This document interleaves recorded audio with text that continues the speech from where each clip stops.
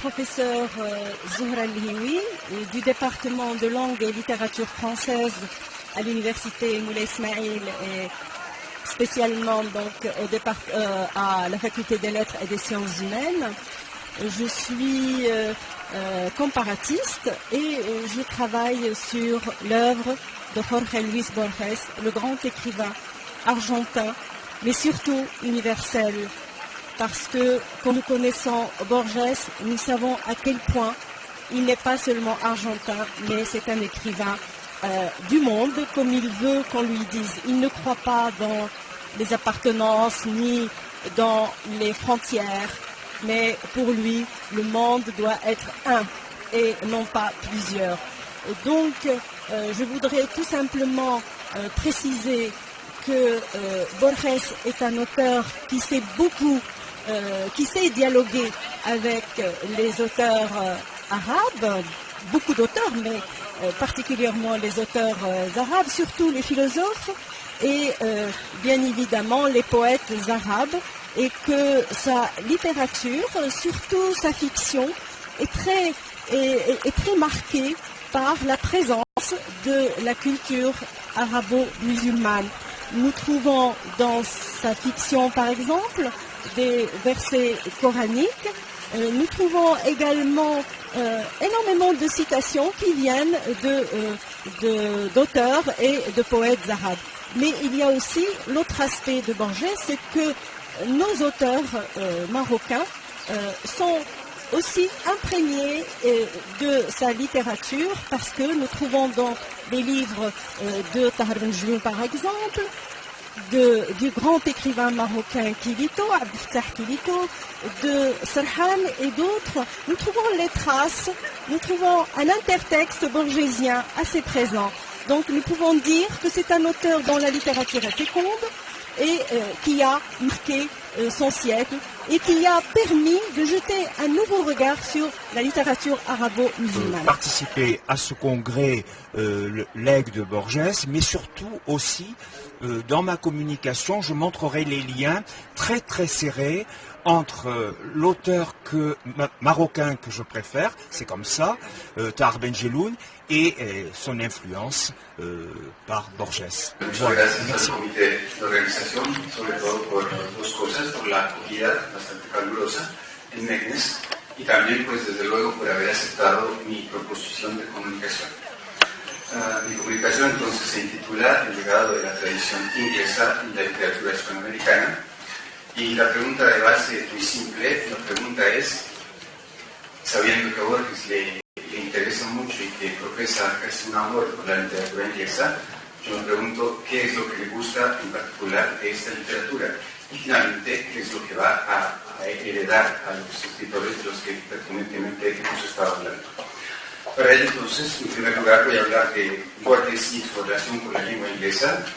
En segundo lugar voy a hablar de Borges y su relación con la literatura inglesa. En tercer lugar voy a hablar de dos formas discursivas que propongo, a través de las cuales me parece que Borges introduce la littérature inglesa en el contexte hispanoamericano. Donc cet événement se veut un rendez-vous, un grand rendez-vous des spécialistes de Borges de par le monde.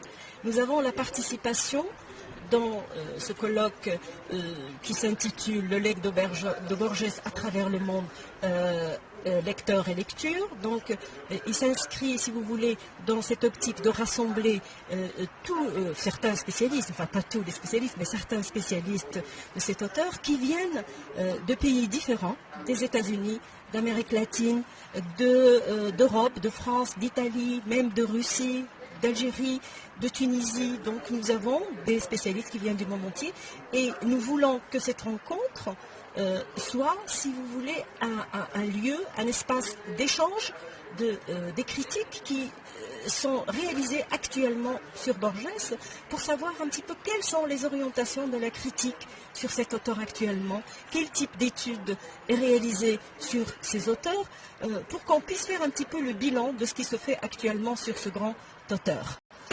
Quant à l'intervention de la professeure, elle est centrée sur vraiment l'impact et l'influence de Borges sur trois auteurs argentins.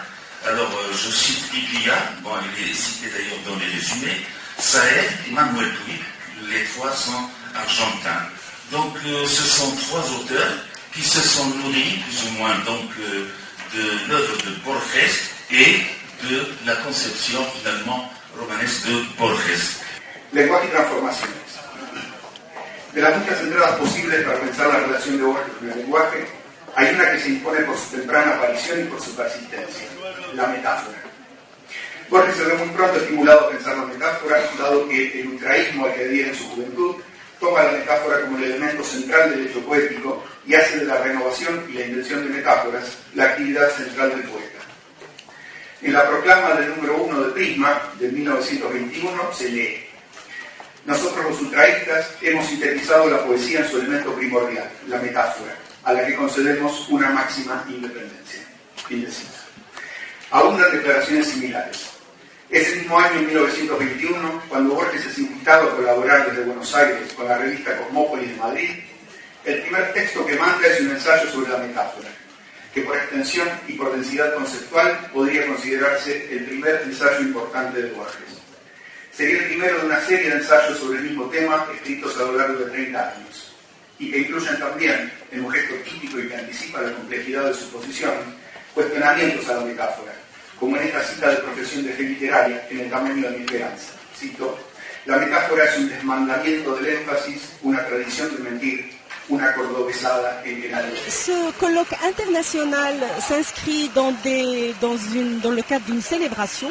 D'abord la célébration du 30e anniversaire de l'université Moulay Ismaïl, mais aussi la célébration de la mémoire de ce grand auteur, sans oublier bien évidemment la célébration des relations, des relations très bonnes qui existent entre le Maroc et l'Argentine, puisque l'ambassadeur de la République d'Argentine était présent avec nous ce matin à l'ouverture des travaux de ce grand colloque.